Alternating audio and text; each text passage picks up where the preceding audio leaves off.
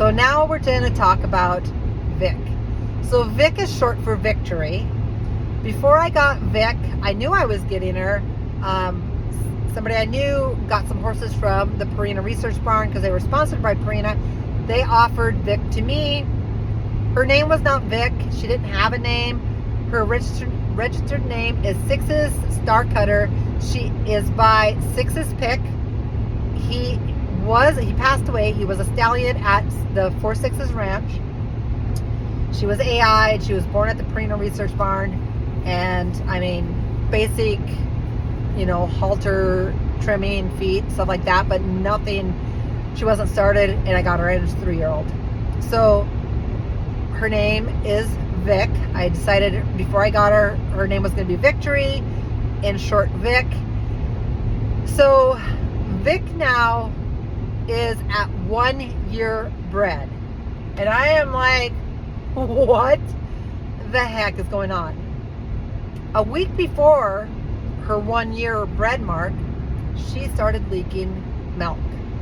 Now, she didn't leak as much as Belle, but I'm like, stop. Every night she would lay down in the arena. I have video of her laying there on her side, grunting. She's like, ugh, ugh, every night. And you would be in there and you're like, are you in labor? Roadwork reported ahead on Kansas Turnpike. Are you in labor? What's going on? You're like, oh my God, I think she's in labor. So at 368 days, during the day, she goes into labor.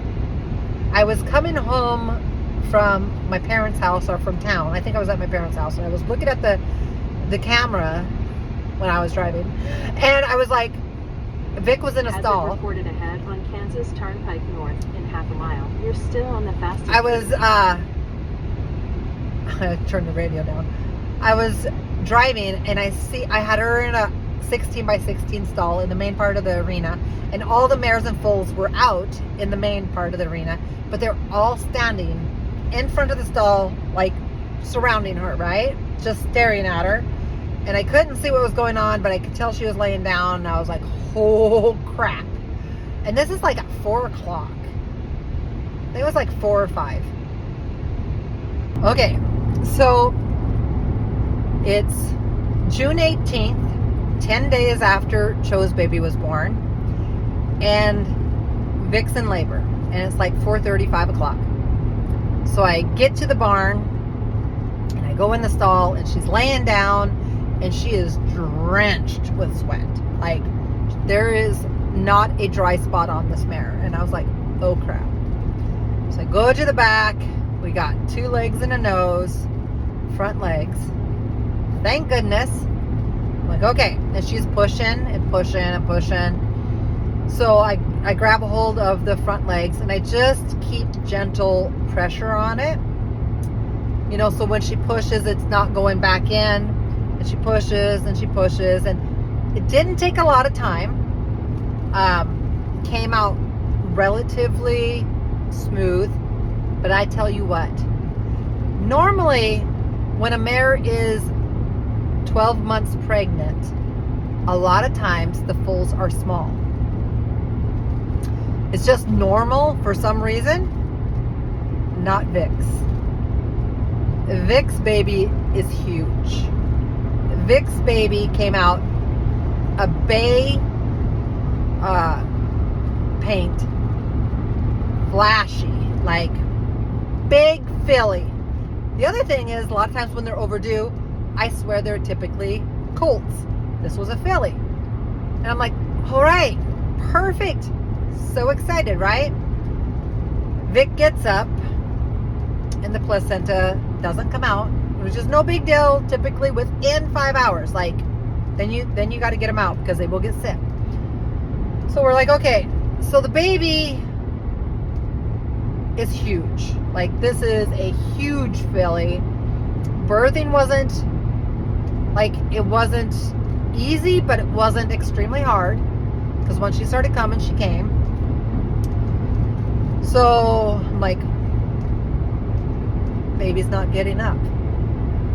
I'm like, what the heck? Okay, baby's ginormous. It's probably just because she's so big. It's not happening. But the weird thing is, she is contracted in the front, not extreme, not like my friends, not extreme, but she is contracted.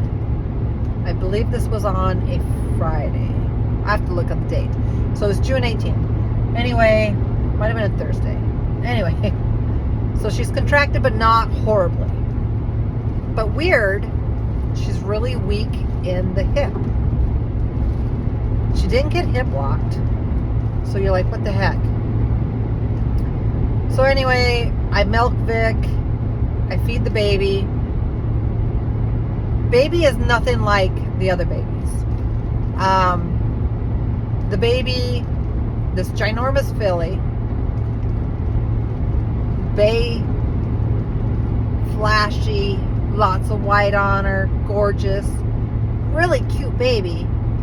She has a little bit of life in her, but she does this weird thing where she'll just like she passes out, right? But then she comes to and she, gets alert again. Can't stand. Can't nurse. Vic is not dropping her placenta. So I call, and Dr. Moki Jess is on call. And she's like, with Piper, she said, after we got all done, she goes, you are the phone call no vet wants. When I called and left a message about Piper's baby presenting with the nose first, no front legs, she goes, that is a phone call no vet wants. Because a high percentage of them does not come out very good. It's a horrible outcome. That is the one nightmare that they don't want. So I call her again. Well, this time I'm like, I'm calling you because Vic was dripping dripping colostrum for a solid week and a half. Like, not as bad as Belle, but she was leaking it. Like, it consistently leaked out. So she doesn't have colostrum. Because after milking all these mares, I could tell the difference between regular milk and colostrum. Huge difference. I'm like, so this baby needs plasma, all these words. So I'm like, okay, we need plasma for the baby. And Vic is not dropping her placenta.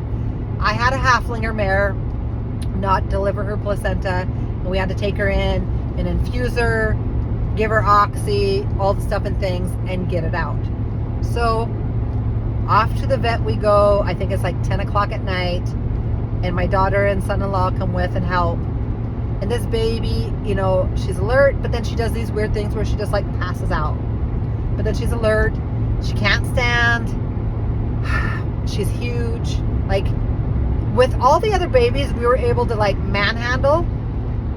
They took two of us to lift this baby, and then we had to put her in a calf sled to pull her where we needed to go. So we go into the vet, put Vic in the stocks, put the baby in front of her in the calf sled. And Dr. Jess is like just looking at the baby, and she's like, it doesn't look good. Like, baby isn't like baby should be. It's not looking good, but give her plasma.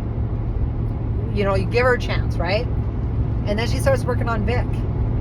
And I mean, I think it took well over an hour, if not an hour or more, to finally get Vic to release the placenta. Like, the placenta wasn't coming out. Side note, I'm going to say this.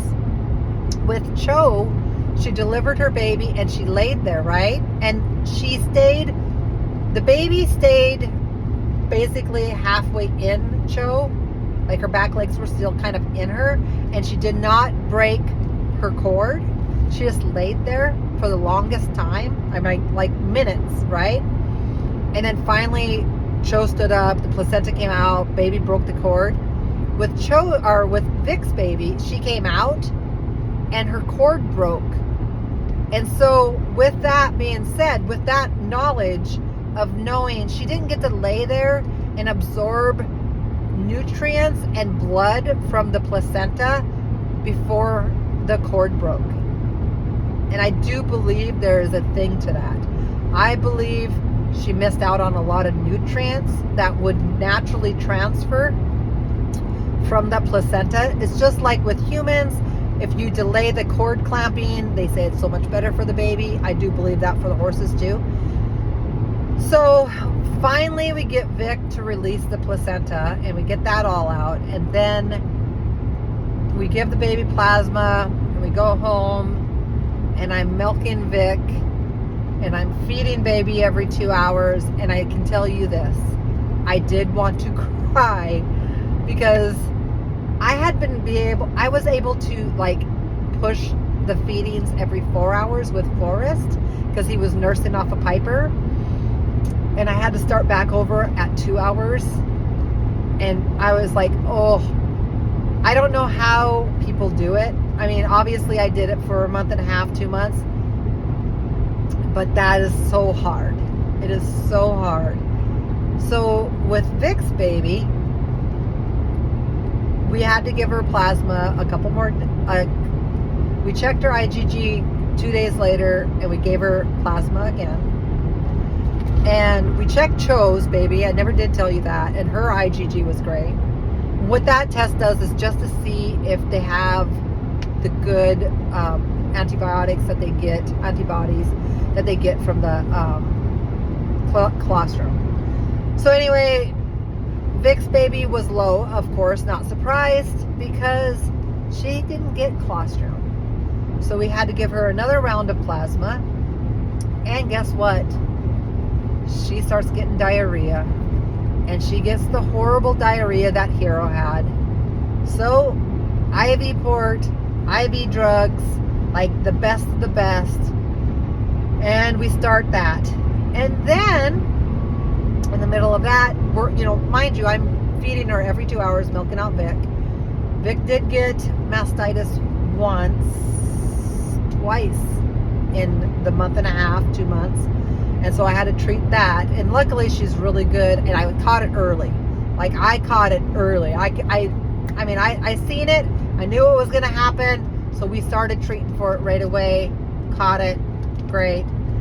So baby's like a week old, and her umbilical cord, I put a little band on because it was longer, but it was leaking blood, like bright red blood, right? So I put a band on it just to like dry it up, stop that. And then we took the band off after a couple days, and she started leaking urine out of her umbilical cord. So I call Dr. Jess again. I'm like, this is going on. And she goes, okay, it does happen. Sometimes you have to go in and do surgery to close it up, but a lot of times it relieves itself. Just watch it. Keep putting iodine on it. So that's what we did. And that occurred periodically here and there until the colt was about a month and a half old. Month old. It stopped finally leaking urine through its umbilical cord. So Vic's baby, not only did it get diarrhea, but then it started doing that.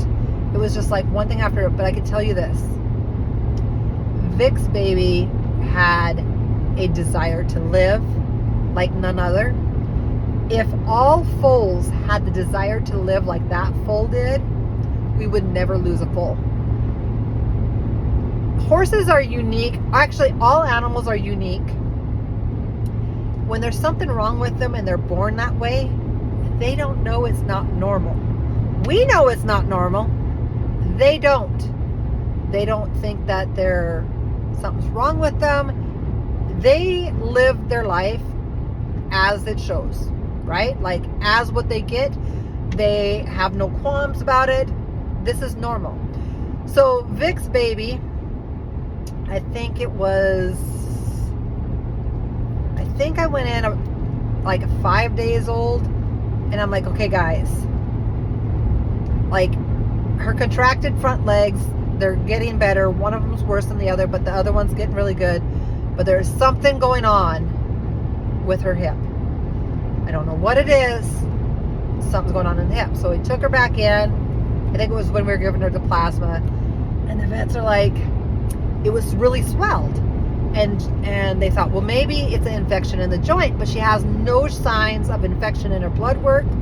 Nothing. Like, nothing is given the indication there's an infection, but her whole hip is just swelled, like her muscle, right? And around her stifle.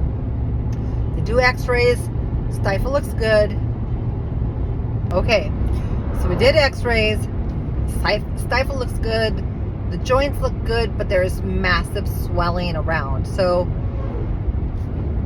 the doctors talk to each other, and they felt it, and they're like, it just feels like, you know, it's not an infection. And she's already had the best of the best for antibiotics, right? In the IV to relieve the diarrhea. So we took her home, and then, side note, when I was at that appointment, I actually met a gentleman who raises percherons, but more specifically, blue roan percherons. And his name is Lonnie. He raises he has a stallion that's homozygous blue roan, and he has mares that are, and he just happened to have twins. Unfortunately, he didn't realize he was having twins with this mare, and one of the twins did not survive birth, but the other one did, and she's this tiny little firecracker. That was on a Monday when I met him, and he was in the vet same time with us.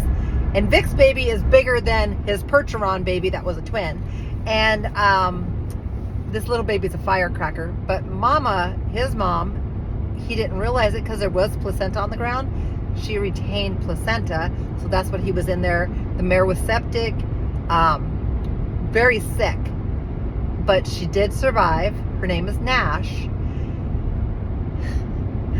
So that was on a Monday when I met him. On a Wednesday, he called me, you know, super nice guy, and he says, so,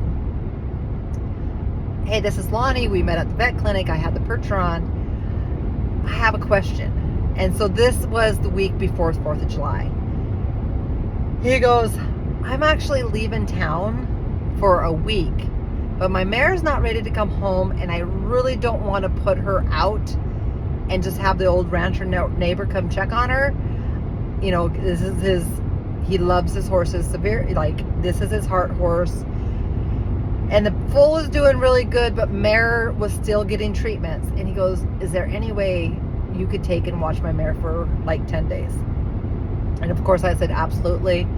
So on Friday, we went and got Nash. I had one round of medicines to give her, and then baby had a little bit of diarrhea, but it was just like full heat diarrhea. And so we kept Nash. She was really well behaved. She's ginormous. And baby is a firecracker. She's like, she looks like a miniature, but she's just like the big attitude. So in the mix of that, of Vic's baby and all the other things, Forrest still has splints on. We had Nash, and I believe her name is Zora, foal.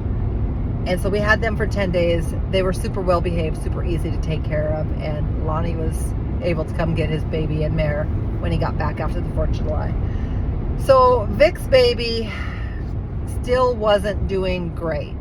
Like, I could get her up, but clearly there was something still wrong in that hip. So I took her back to the clinic again, and I says, okay, can we do ultrasound? What can we do? Because there is something wrong with this hip. Like, if her hips worked, she would be great. Like, she would be getting up and she would be eating. But at this point, I'm picking her up and holding her up, and she is now close to a week and a half old.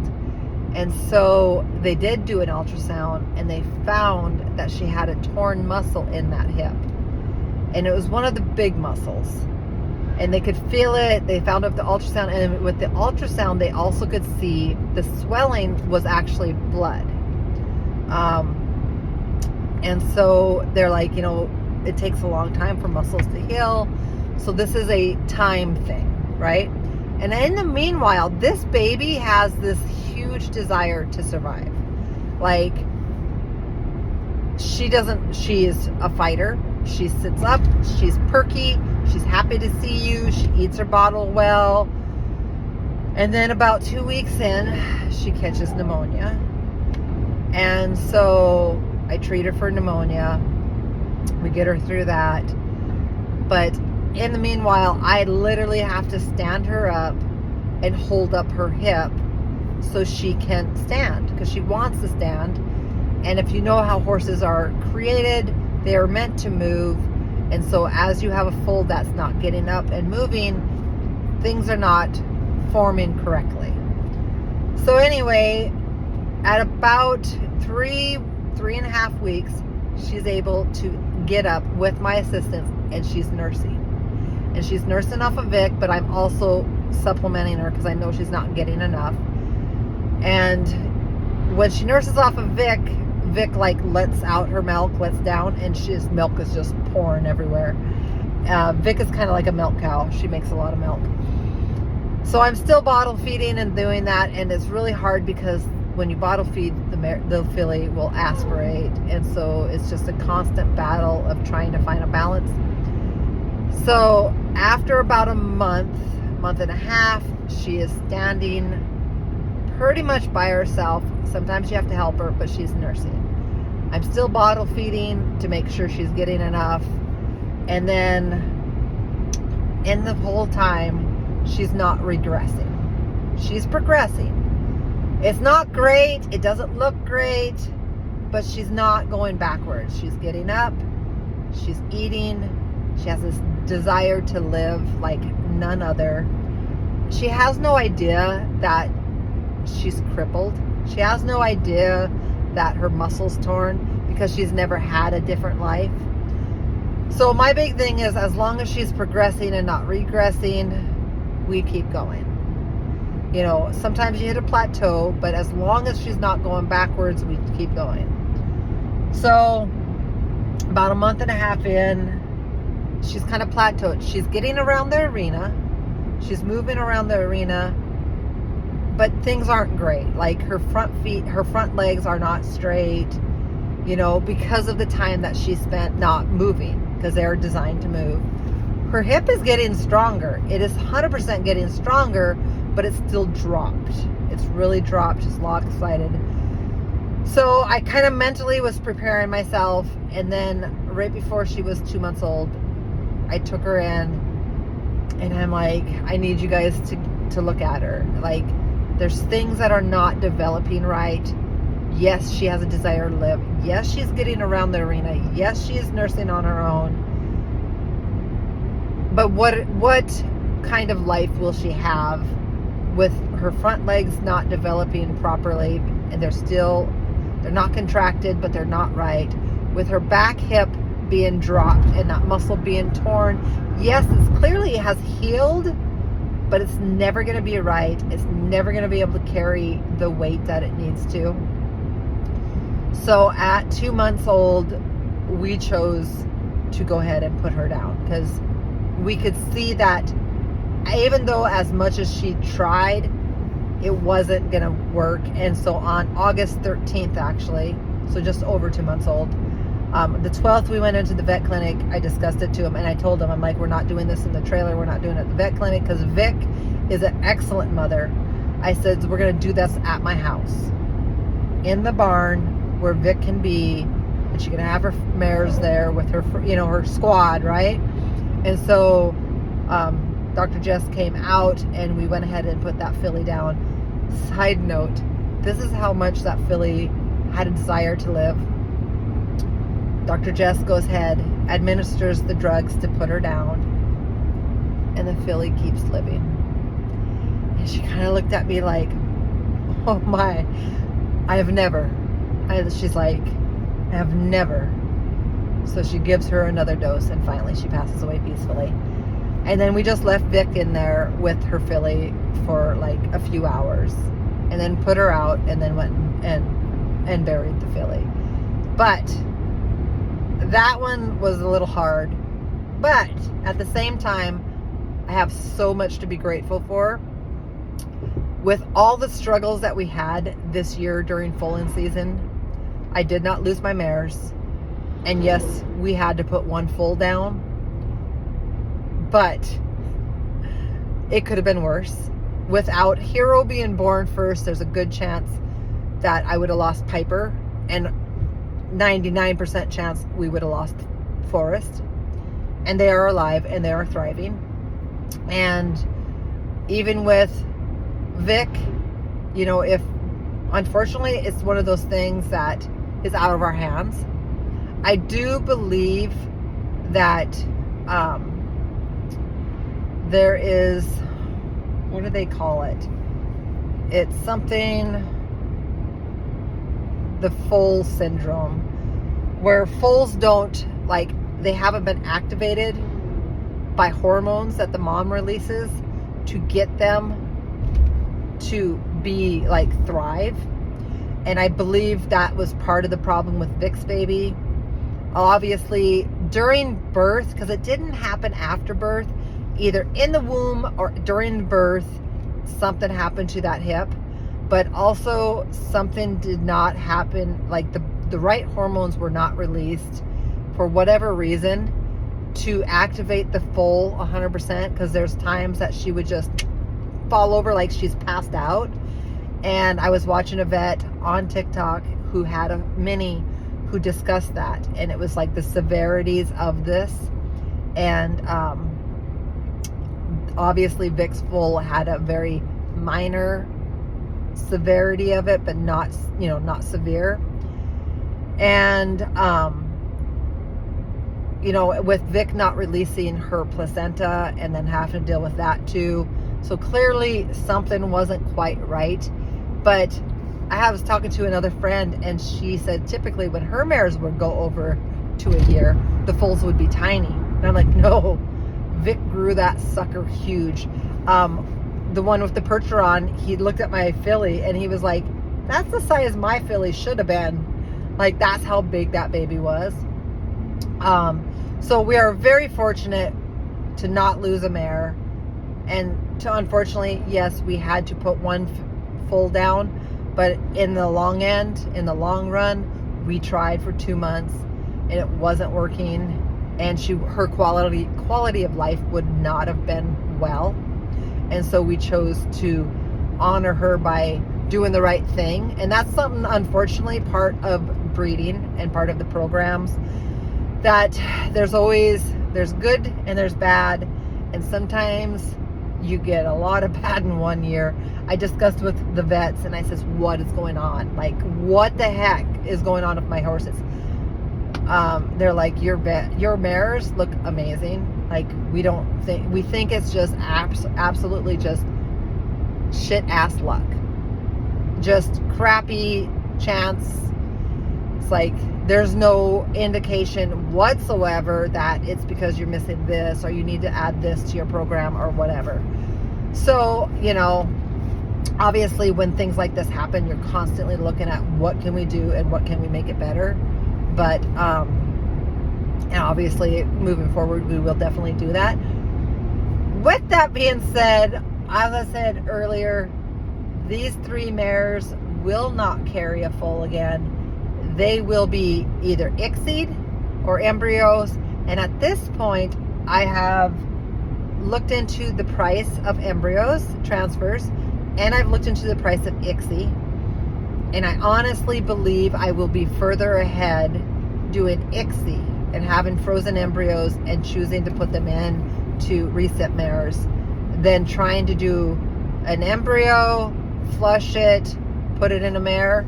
I think I'm going to be financially ahead doing ICSI, and obviously I'm probably not going to be able to do all 3 the same year. We're just going to take it how we can do it, and we'll just roll with it. That's how we do things. We deal with it as it comes. We make our plans, budget, do what we can. I have picked up some mares for being reset mares, so that's starting to build, because I don't I would prefer to own the recip mares than to lease them. And that's just something, that's my preference. So that is something we are looking for. I know the closest place to do ICSI is like 10 to 11 hours away. So that's doable. That's 100% doable. So I think that's where we're going to go with those mares. My other ones, I probably will do, it's not that I wouldn't hate to lose them, but there's something about these 3 mares that are absolutely non-negotiable after this year and dealing with what I have that I really don't want to deal with ever again. It would suck to lose a mare, period, but it would really, really be emotional and hard to take those losses. So, that being said, yes, we tried to AI Belle this year, and when we've tried before, and that horse, and my docs are hitting her right perfect, and she is not settling. So we're kind of just assuming she is a live full type of girl, and we just accept it, and we will deal with that. We did not try to AI anybody else this year. A new mare I did try to AI, but there was other circumstances that she didn't work out, which we weren't surprised, but we did try. We're like, we got to try. So, no babies right now for 2026, but big plans for 2027. And this is a long-term thing, not a short-term, thing, unfortunately. When you're dealing with this, and it's not a quick return on finances, it's kind of more of your passion type of thing. And if you think you're going to get into raising horses and have a quick return, just get into cattle. If you can afford to, because cattle prices are sky high. And actually, I have some calves I am selling just to help fund my horse program. So, you do what you do to help, to keep your things moving and going forward. But that is Montana Horsepower's insane foaling year for 2025. We have never dealt with 95% of the things. We've dealt with the retained placenta before, but all the other things, I have foaled out, I believe, 5 halflingers in the last 8 years. I think I figured out I have foaled out 2 thoroughbreds, 5 halflingers, and I want to say 7 quarter horse mares. And we've never had this kind of situation. And I hope to God nobody else has it. And I hope to never experience it again. But you know what? It is life. It is one of those things. And I am just extremely, extremely thankful to have the vet clinic and the vets that we do have right here in our backyard. And unfortunately, now we have the experience that I hope I never have to use again. But at least the education that I gained is pretty irreplaceable. So, all right, you guys. You can see we got a Kansas/Nebraska sunset. I've told the story in between other phone calls. So I hope you guys all enjoyed this. And yes, I will share as we progress, as the foals grow, and I'll let you guys know how everybody's doing, what everybody is doing, all that sort of thing. Have a wonderful day and be grateful for everything that's handed to you. It's never handed to you. I always said, my mares don't work for me, I work for them, because it's true. And like I said, I am forever grateful. I have a lot to be thankful for, even with the kind of year I just had. I mean, we won't even discuss the other losses because I have so many more gains. So Have a wonderful day. We will talk to you guys later.